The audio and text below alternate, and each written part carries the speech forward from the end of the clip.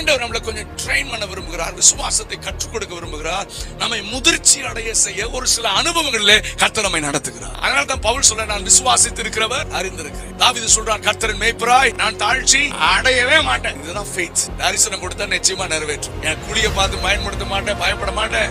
என் மேல தப்பா சொன்னாலும் பயப்பட மாட்டேன். சிறைச்சாலையில போட்டாலும் எனக்கு ஐ டோன்ட் கேர்.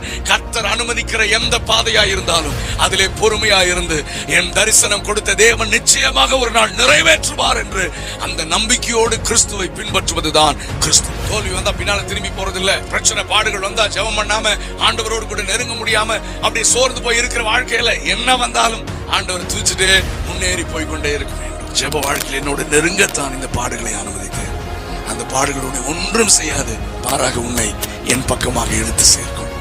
ஒரு அல்லேலூயா சத்தமா சொல்லலாம்.